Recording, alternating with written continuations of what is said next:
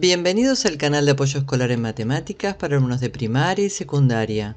Hoy veremos cómo calcular el área de un cuadrado, un rectángulo y un paralelogramo para alumnos de primaria. Bueno, primero repasamos muy rápidamente el concepto de superficie. Definición: es el espacio contenido dentro de los límites de una figura geométrica. Todo este espacio es la superficie de este rectángulo. Pero, ¿cómo se calcula la medida de una superficie? La medida de una superficie se denomina área.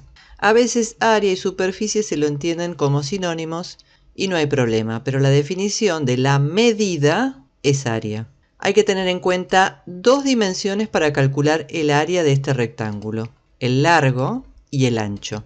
Este es el largo, 6 centímetros, y el ancho, 3 centímetros. En geometría, al largo se le va a denominar base y al ancho se lo va a denominar altura. La fórmula para calcular el área de este rectángulo es base por altura, es decir, 6 centímetros por 3. 6 por 3, 18 centímetros cuadrados. Las medidas de área se expresan como una medida de longitud elevada al cuadrado.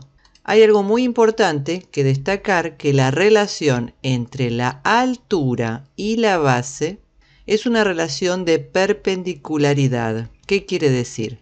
Que hay un ángulo de 90 grados entre el segmento de la altura y el segmento de la base. Eso siempre se tiene que mantener constante. Tienen que ser dos segmentos perpendiculares. A veces coincide con el lado de la figura y otras veces, como veremos, no. Bueno, acá tenemos la fórmula para calcular el rectángulo y ahora voy a querer calcular el paralelogramo.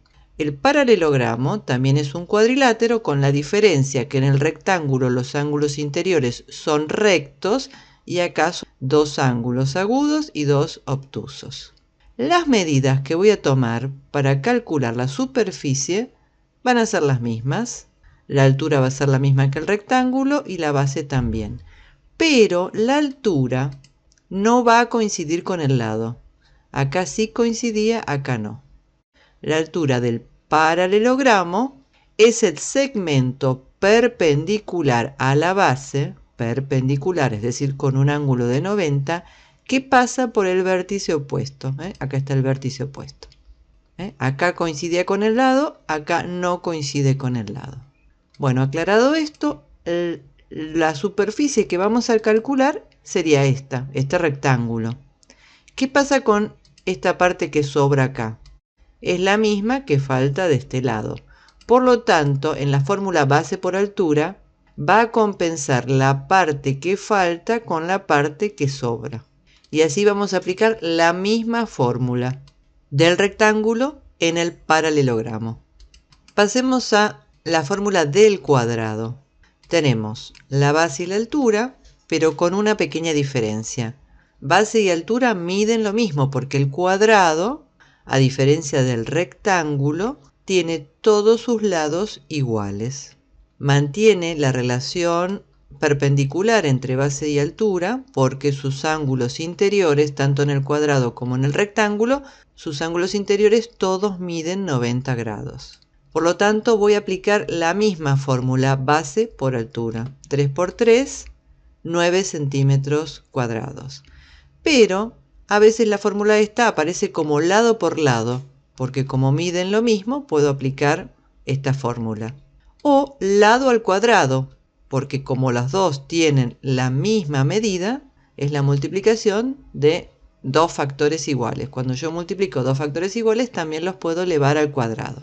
Todas estas fórmulas me sirven para calcular el cuadrado. Base por altura, lado por lado y lado al cuadrado. Como resumen: fórmula del cuadrado, lado por lado o lado al cuadrado. Fórmula del rectángulo, base por altura, la altura coincide con el lado. Fórmula del paralelogramo, base por altura, la altura no coincide con el lado. Ahí están las dos alturas. Súper fácil. Si te gustó este video, hace clic acá para suscribirte y suscríbete gratis a este canal. Compartí el video y dale un me gusta para ayudar a que Apoyo Escolar en Matemáticas siga creciendo. Muchas gracias.